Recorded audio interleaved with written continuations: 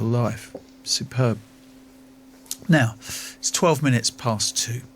Between April 2021 and March 2022, there were over 144,000 strokes treated in England, Wales and Northern Ireland. But it might surprise you to know that around 1 in 6 of those were in people under the age of 60. A lot of people don't know that strokes can actually happen to you throughout your life. In fact, a survey by a charity called Different Strokes in 2018 found that 84% of people thought strokes only happened in the elderly. Now, we've been looking at the stats because one of our producers, very, very good, Owen Walker, had a stroke at the age of 27, nearly 5 years ago. It affected Owen's language, and Owen couldn't talk for nearly 6 months. With intensive speech therapy over 18 months, he's back working and talking and a very valuable member of the team. So we wanted to take a more in-depth look at young people who have been affected by strokes. We would talk to people who've had strokes in their 20s and a charity who supports young stroke survivors. Sophie Miller-Sheen was an actor. She'd appeared in Doctor Who, Misfits and Whitechapel. But then she had a stroke and that changed her career completely. She's now working on a screenplay for her first film. I had my stroke 4 years ago. I was 25. And I was at my ex's house and I was feeling weird, and then I went to the hospital, and then they didn't know what was wrong with me. My voice went. I was feeling weird with my arms and my legs, but I don't know what that was. And then I had my stroke the next day. I was in hospital for 4 months, and I didn't speak until a year. And then when I did speak, my life turned around, basically. I was really nervous post-stroke because that means I would not be able to do the acting stuff and all of that. And in that, I was thinking, what can I do? And I was writing a film, and then it all goes from there. I still struggle because my voice ain't back as of what it before I had no stroke, and my arm and my leg is not doing what it's supposed to do. I will keep getting better because I have the determination. I will say, don't give up and keep on pushing, because it's there, but you don't know where it is. We're now joined by Professor Paresh Malhotra. He's a researcher and clinical neurologist at Imperial College London. Professor Malhotra, very good afternoon to you, sir. Hi, good afternoon. What is the definition of a stroke, Professor? So the definition of a stroke is neurological injury that lasts more than 24 hours. And what's actually underpinning that is damage to the brain caused by blockage to a blood vessel or a burst blood vessel resulting in bleeding. And those are the two main things that cause stroke. About 80% are blockages and about 20% are bleeding. And what about in young people? Is it exactly the same? The same process, and it's often caused by the same risk factors that we'd expect in elderly individuals as well. So, high blood pressure, high cholesterol, smoking, and then in younger individuals, there are a few extra causes that we look for, other conditions that might affect the heart or the rest of the body, put you at greater risk of a stroke. What is the research between genetics and environment when it comes to a stroke, Professor?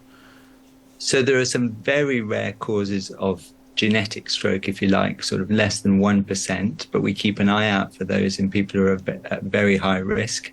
And then the rest is an interplay. So if people have a family history of stroke, especially in younger relatives, then it's worth them being checked out or discussing it a bit further. If it's someone elderly who's a relative who's had a stroke, there's less risk that it's going to be a genetic issue. But having a family history is one of the risk factors. And what about the warning signs that the brain emits, as it were? How far before a stroke could you begin to notice that a stroke could potentially be on its way? So the real warning sign, the biggest one, is what some people call a TIA, or a mini stroke. And that's when someone has a brief episode that doesn't last a day. In fact, it probably lasts 20 minutes or so, of problems with speech, problems with vision, problems with moving an arm or a leg. And often those can be mistaken for something else, like a migraine headache, something like that. But if that happens in isolation, if someone loses speech for 20 minutes or so and then it just comes back on its own, or the same with weakness on one side, that's our most important warning sign. And that means, it's important to get checked out quite quickly, or very quickly. And then what can be done at that stage? So the main things that can be done is we can look for sources of clots which might cause that blockage. So the warning signs that I mentioned, that TIA, often that's a clot that's lodged in a blood vessel and then it's washed away on its own. And then a stroke is what happens when it doesn't get washed away, when it doesn't get cleared by the body itself. So if we can find a source for the clots, for instance, if there's a big clot in the heart that's sending off bits towards the brain, or if we can find a tightness in one of the blood vessels in the neck that we can help open out, these are the things, the ways that we can try to prevent further stroke. We can also thin the blood to prevent clots from occurring. So there are means to treat strokes when they happen, but it's almost more important to get them before they happen and prevent them from occurring. And of course, at the moment, most of the stories that we hear emanating from the NHS, Professor, are about record wait times. In this respect, when it comes to a stroke, or the TIA, as you were talking about earlier on, what is the NHS wait times for this? So I'm pleased to say that over the last 25 years, the care of stroke and TIA has been transformed. So in the last sort of 10 years, we've got what are called hyperacute stroke centres. So if anybody has signs of a stroke, they get taken straight to hospital. Now, of course, the crisis throughout the NHS is impacting upon that, but those services are still there, even if they're under pressure. The aim is still to get people to hospital as quickly as possible, and then to get them assessed and treated as fast as possible. And on the whole, that still occurs, but obviously there is a lot of pressure in the system. And how many people in the NHS have your similar expertise to deal specifically with strokes? So there are lots of stroke specialists at these centres, and it depends. There is a bit of a postcode lottery, if you like, so that depending on where you live, there are areas in London, for instance, where we have access to services which have been threatened in other parts of the country, such as Scotland. So in West London, for instance, we have a 24-hour service where an X-ray doctor can try and remove a clot from someone's brain using a incision in the groin. And that sort of service, unfortunately, isn't available throughout the country, and it's not available 24 hours everywhere. So the aim is to try and get the best service to everyone, everywhere. Because many people believe that strokes only happen in the elderly, how does that affect awareness and potentially hinder treatment? So I think from start to finish, from the person who's being affected to even the doctors that might be seeing them in A&E, it doesn't come to mind quickly enough as a possible cause for their symptoms, especially if it's not, facial weakness or limb weakness or speech problems. People don't think of it. So if it's something a bit more unusual, like a visual problem, or if it's someone, even strokes can cause behavioral problems and people start having unusual behavior. And so in a younger person, people put that down to potential other causes. They may accuse someone or think that they've had too much to drink, or they may have taken drugs or something like that, when actually it's a problem directly caused by their brain not working properly because of the stroke. So it's just keeping it in mind, getting someone the right tests fast enough that are critical. In terms of raising awareness, I mean, obviously we're doing it now here on 5 Live. What effect does it have, the wider population understanding that you can get a stroke and be under 60?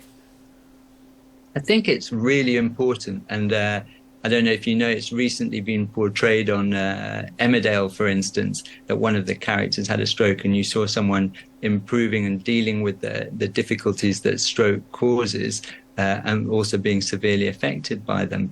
And so I think having a wider understanding not only helps people who are affected and need to get to hospital quickly, but I think we all need to be aware of what might have affected people we meet and what problems that they might have suffered from or experienced in the past throughout our lives. And just having an understanding of that, including stroke, is really important. Indeed, indeed. Professor, please do stay with us. I know that we've got you till past, so thank you for taking time to do that. Let's bring in a couple of people who had strokes a few years ago, and we're very, very pleased that they will speak to us here on 5 Live. Lily Vachon and Alice Briscoe. Very good afternoon to both of you. Thank you for joining us. Hi. Lily, we just heard the professor talking about TIA, and what were the signs now looking back on, and how long before your stroke did those signs begin to appear? There were no signs. There was no pre-warning. I mean, prior to having the stroke, I was someone who I never smoked, rarely drank. I went to the gym 5 or 6 times a week. I lived a fit and healthy lifestyle. And it came out of nowhere, to be honest. It wasn't something that was ever across my mind. And Alish, what about you? I would agree with that. I lived a healthy lifestyle. It wasn't something that I thought anybody could have in their 20s. So it really came out of the blue. It wasn't something that was on anybody's mind when I started to show symptoms. And Lily, who was with you when you had your stroke? I was actually home alone when it happened. I was on a teacher, so I was on summer holidays. It was the last 2 weeks, I think. And I was in bed, reading a book, having a normal, relaxing, kind of very stress-free day.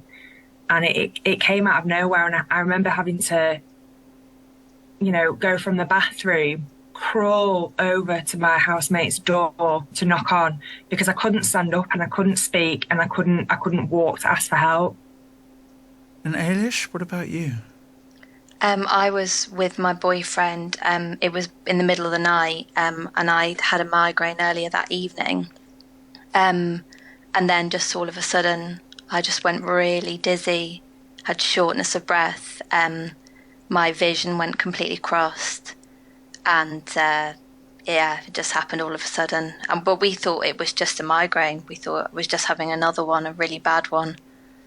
Okay, so at what point were you told it was a stroke? Because presumably, Ailish, it's not something you're just going to assume at your age, right? There's no way you're going to think that.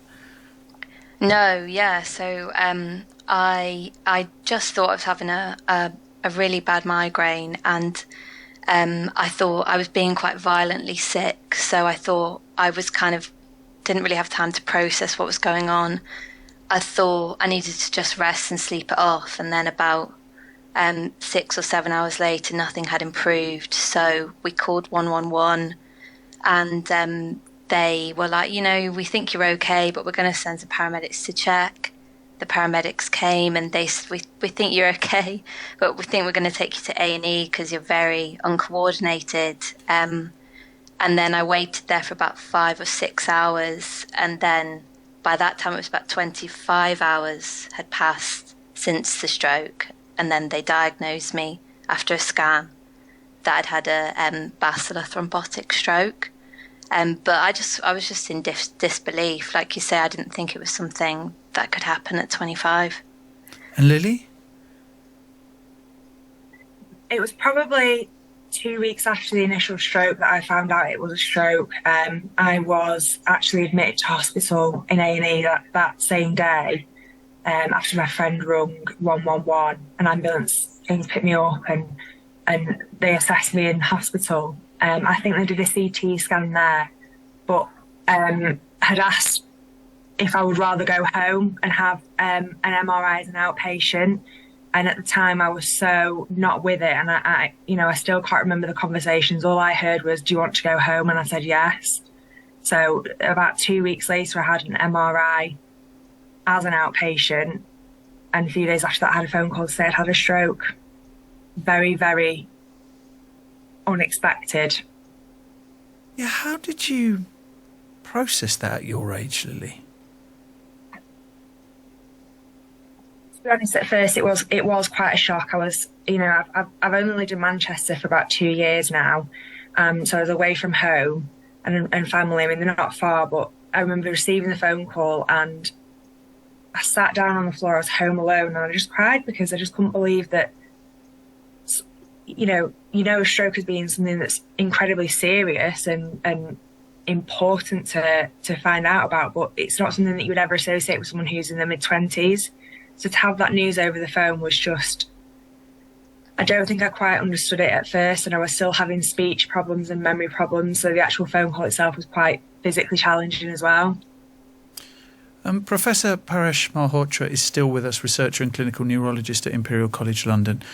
Professor, what should someone do in this situation? At what point should they start to think beyond it's just a really bad migraine, as Ailish and her boyfriend thought? I think it's very difficult to give advice for this, but I think if it's out of the ordinary, if it doesn't fit with the previous migraines, then that's something to worry about. If there's some new sign that's never happened before, then it's something to be more concerned about. And, most people who've never had a migraine think it's just a headache, but actually it's a headache that can be accompanied by visual problems, by difficulty speaking, by numbness and weakness on one side. So it is difficult, and often it's difficult for clinicians to tell. And you heard there that it took a scan to be able to help diagnose the stroke. So I think things out of the ordinary are a big warning sign. And, that first migraine can be very scary for anyone. And sometimes people end up seeing a doctor or going to A&E then as well.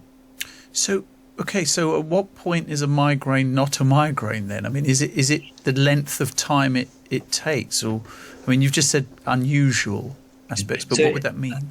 A migraine we know has a different underlying mechanism, and so it's part of it is a headache. So you almost always have a headache with it. You feel sick with it, and then you can have these other symptoms with it. And people who have migraines tend to have them relatively regularly, on a monthly or a weekly, if it's a very regular basis, or they've had them in the past, and so they recognize when they're coming.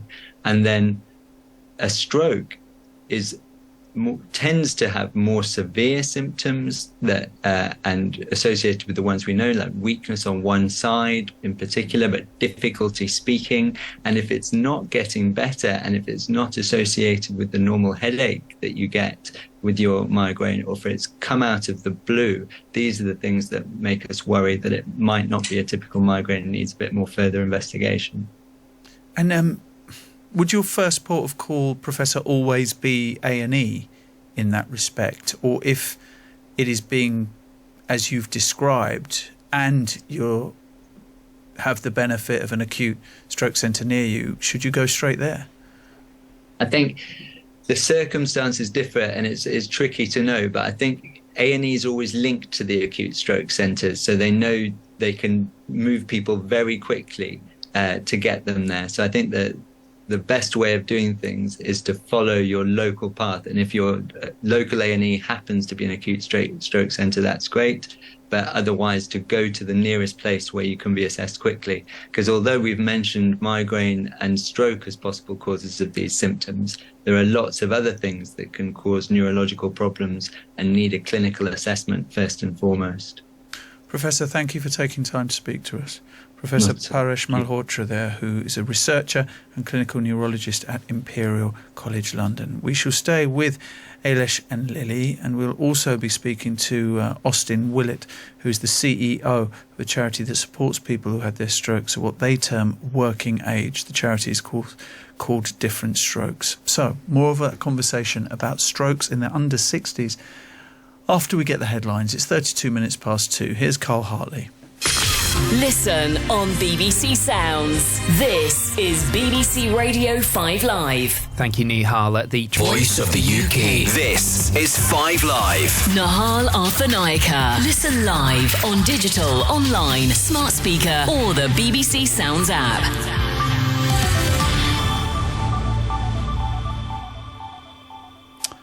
We're talking about having a stroke under 60, and the fact that it is far more common than you would think. Just before we went to the news, I spoke to Ailesh and Lily about their experiences as young women having strokes, how they went through it, how it made them feel. And I, as always, would love to hear from you.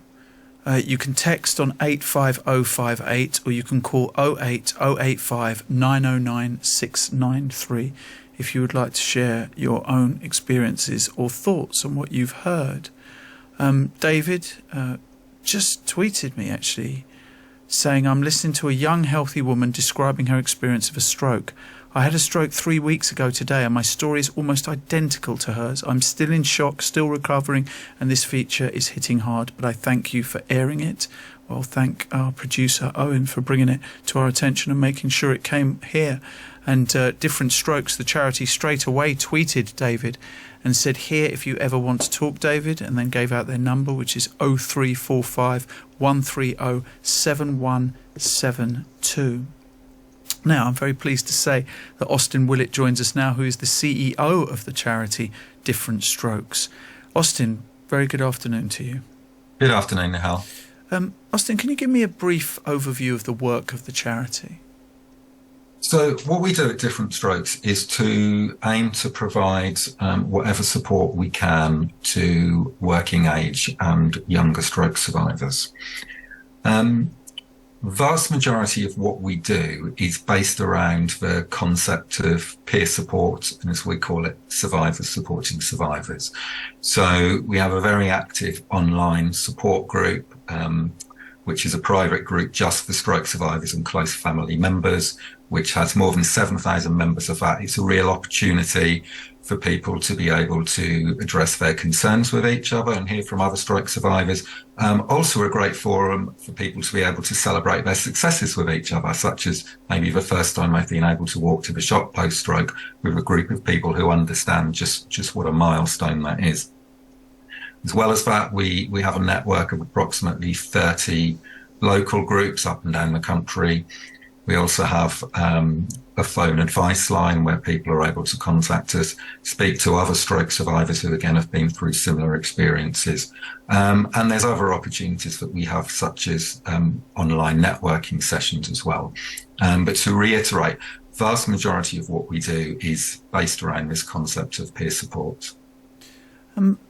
Ailesh, how did your friends react to it when you told them that you'd had a stroke? I think they were very shocked, but it all happened during the first lockdown, so wow.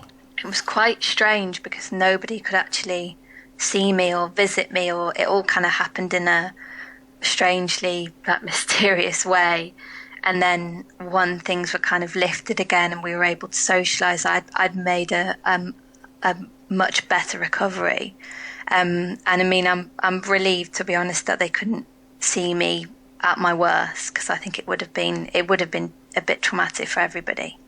And Lily, what was your experience with your friends?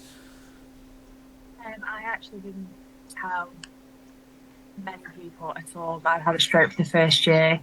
It was only close family and the people at work who needed to know. I was quite embarrassed about it actually, and I'm still trying to like get rid of some of that shame around it. For the most part though, people have been, since I've told them, people have been shocked, but very, very supportive and kind in some of the messages I've had from people. But it has made some relationships quite difficult. I think being in your 20s, you know, the social aspect of, you know, your life, especially in a new city, is such a big deal. And because I wasn't able to do that, I did lose quite a few people, lose contact with them because I just wasn't able to do things that they wanted to do. And it's really interesting you mentioned that, the kind of shame or embarrassment. Ailish, did you go through that as well? Yeah, definitely. I think especially when I was trying to come back into the workplace, and there was a lot of because I was off work for about 3 or 5 months, and then I tried to kind of go back into work. And initially, my first job back, employers that I'd had previously and people I'd known since I was quite young, and they were really supportive and understanding, and they knew what happened. But when I moved down to London, it was like a kind of fresh start, and there was a lot of debate in my mind about whether I tell people that this is what happened to me, but I still felt like I wasn't maybe fully recovered yet, so I thought I had a duty to tell them, but also, you know, I didn't want them to think I wasn't going to be able to do the job. Right. So that definitely played on my mind, yeah. Austin, I mean, as the CEO of Different Strokes, that kind of mentoring and support, how do you help someone get over that sense of shame, that sense of embarrassment that both Ailish and Lily have spoken of? Well, I think it's natural that young people feel this way because stroke can be a very isolating experience, particularly so when you're younger, in your 20s, 30s, 40s, for example. Because of this myth that stroke only affects the elderly, it's natural for Lily, Ailish, for people that age when they have a stroke, they almost certainly wouldn't have thought about stroke until it occurred to them. So it's understandable when someone has a stroke at that age that they think, well, am I the only person of this age that this has happened to? And that can make it a really, really isolating experience. And as you said, you know, engender almost a sense of shame in that. And I think this is where it's so important for stroke survivors to be able to engage with other stroke survivors, to know that they're not alone, to know that other people have been through such experiences, to both receive support and provide support to one another. How is the awareness raising going, Austin? I mean, it's a journey without end, isn't it, in many ways? But how do you feel it's going as a charity, Different Strokes? It is constantly. As you said on the show a little bit earlier, when we did a survey, admittedly this was pre-COVID, but when we did a survey 4 or so years ago, our responses showed that 84% of people thought that 1 in 50 or less people who had a stroke were under the age of 65. So to all intents and purposes, 84% of people felt that stroke only affected the elderly, didn't understand that it happened to people of all ages. Anecdotally, it feels that we're making a little bit of progress for that it's becoming more in the public eye. Obviously, programs like this help. We're always grateful to have the opportunity to speak to national audiences about this subject. We try and be as active as we can on social media as well to help get the message out that way. We've also been working with a team of student journalists recently and a PR consultant as well to further raise awareness of younger stroke. I suppose our most valuable resource, though, is individuals like Lily and Ailish who are willing to come on and to share their story, which we really, really appreciate. because it's their story that will really resonate with other people. As we've already heard from David, who tweeted in saying he just had a stroke 3 weeks ago. Yeah, indeed, absolutely. Lily, how helpful was it for you when you discovered that this wasn't as rare an event as perhaps public perception is?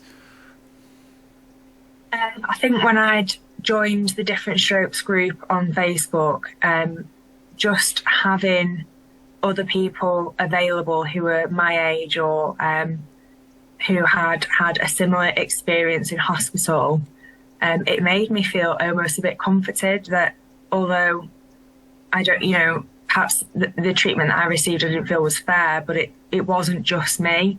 So like Austin's talked about, you get this feeling of isolation, and it is very isolating being a younger person who's had a stroke. Having this community has really helped you feel less isolated and more accepting, or it's helped me feel more accepting of it. And Ailish? Yeah, I would completely agree. I think meeting other young stroke survivors,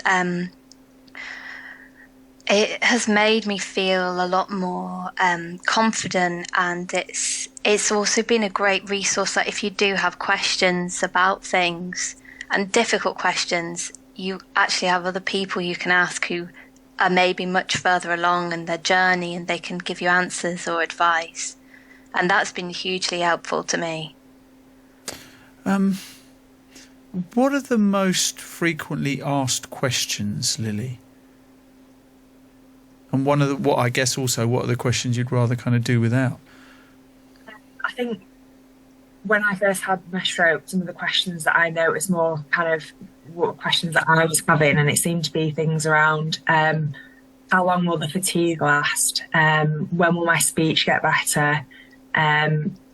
Particularly things around those symptoms that everybody seems to have, and the kind of almost questions that you can't really have an answer for. You just want someone to say that it'll be okay and it'll be fine. And at the time when you're thinking about this, it does feel kind of never ending, I suppose, that you'll have this fatigue and that you'll feel like this. And it really does feel like the worst point in your life. But having other people there to ask those questions almost makes you feel a bit better that there's other people, like Eilish said, that have gone through this and have, I suppose, not come out the other side, but have seen an improvement and have been able to get some of the life back. And Ailish, questions that you've been asked?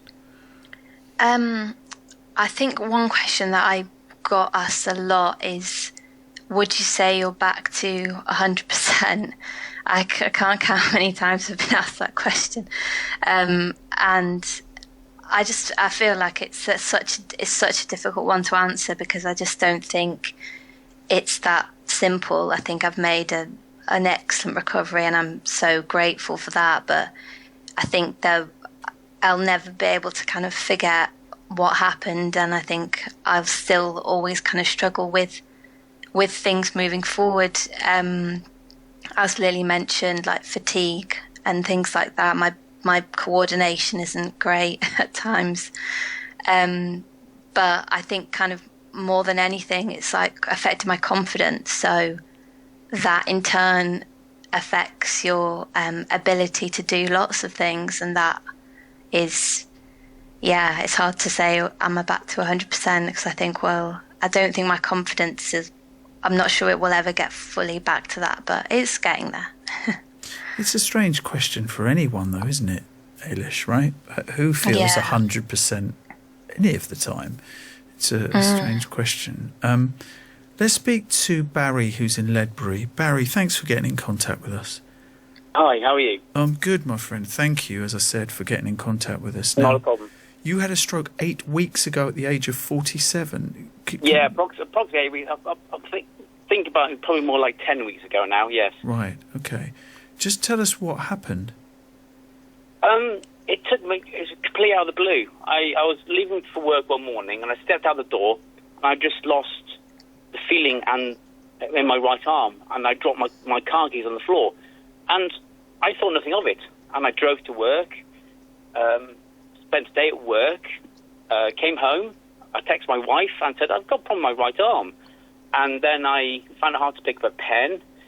I was struggling moving my right leg, and then I lost the use of my bladder, which was really quite embarrassing. Bearing in mind I'm a teacher. I'm a teacher. Then I left it. I phoned 111, and they didn't get back to me till about 2 a.m, at which point I was asleep. And then I went to the hospital the next day, drove myself to the hospital the next day, and they diagnosed me with a stroke that morning. So how did they do that? Did they take an X-ray? Yeah, initially I had a. They're very good, actually fantastic in Hereford Hospital. I was triaged right to the front of the queue, and I was instantly given some drugs to help me feel better. They did a CT scan to start with, then an MRI scan within about 2 hours, and I was diagnosed with a stroke within 2 hours. Wow. And then we've talked with Ailish and Lily about kind of shame, embarrassment. Yeah. Yeah. Can you just give us a sense of all the emotions you've been through in the last 10 weeks, Barry? Well, for me, it's anxiety. Because that anxiety is happening again. I've been relatively lucky because I've still got my speech. I didn't lose any facial expression. I didn't have any dripping in my face. But the consultant told me that if it happens again, the consultant said to me, 2/3 of people have had a stroke at your age either die or are permanently disabled. And that really hit home. Really hit home. And I mean, I'm dwelling a little bit now, actually, thinking about it, because I'm so scared of it happening again. I still have this post-stroke anxiety, which is going to follow me for a long time, I think. Austin Willett is with us, Barry, who's CEO of the charity Different Strokes. Austin, meet Barry. Barry, meet Austin. Pleased to meet you. Hi, Barry. Austin, what would you say to Barry, I mean, about these feelings that he's having now and this kind of post-stroke anxiety that he's feeling, which I can imagine is not uncommon? No, it's not uncommon at all. Barry, can I ask if I know what the cause of your stroke was yet? Yeah, it was a blood clot on the brain. Okay. I mean, Barry, I don't know if you've been in touch with us at Different Strokes, but we'd be very happy if you want to contact us, and maybe I'll arrange for one of our stroke survivors in the office here to have a chat with you and to talk through some of the things that you're feeling, if that would be helpful for you. Yeah, it would be. I mean, I've been very lucky because my experience with the NHS has been truly outstanding with all the help they've given me, particularly in Hereford Hospital. So, but I would gladly accept any help which is offered. So thank you. Yes, please. That's great. Yeah. That's great to hear. Please, Barry, stay with us. We've got David on the line, and David's actually the person who tweeted me a little while ago. David, thank you for agreeing to come onto the show. Thank you for doing this excellent show, Nihal. It's, I got home from the doctors and I actually messaged my wife and said, I won't include the expletive, but I can't seem to escape from this at the moment. I've just turned the radio on and I want to turn it off. And I thought, I need to listen to this. And I'm so glad I did. And just hearing Barry speak. Barry, meet David. David, meet Barry. Hi, Barry. David, how are you, all right? Yeah, good. I've had better fortnights, but yeah, I'm good. Yeah, because I know how I feel. Right, of course. Now, this happened to you, David, just 3 weeks ago. Is that right? 3 weeks ago today. Yeah. 3 weeks ago today. And just listening to Barry describe what happened to you on that day? Do you know what? I'll try and do it briefly, but fair play to you, Barry, because actually your honesty and your candour of just saying how anxious you feel and how scared you feel, I think is something that a lot of people listening to this show will associate with and applaud you for saying, because it's not an easy thing to get your head around. Well, no, fair play to you. We're in the same boat. I was coming back from a medical appointment. I had a bad cycle accident in February. I was coming back from an appointment, flexing my hand, which had just been kind of rotated and fiddled with, and I looked down on the bus. I had a bit of a headache, looked down at my hand on the bus and realised I couldn't really see it that well, which bizarrely didn't freak me out too much. I had heart surgery 20 years ago. I've got a mechanical valve, all that kind of fun stuff. So occasionally I get visual migraines. So I thought nothing of it and thought I needed to rest up.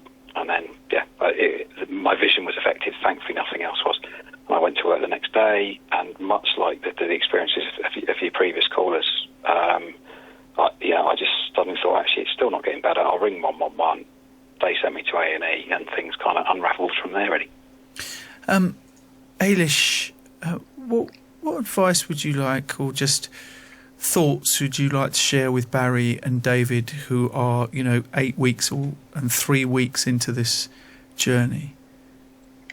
I think when it happened to me, there was definitely a point. I don't know how much you're struggling with different symptoms and mobility and speech issues, if that's ever a problem for you, but I struggled with that a lot, and there was a lot of time when I didn't think it was making any difference doing the exercises.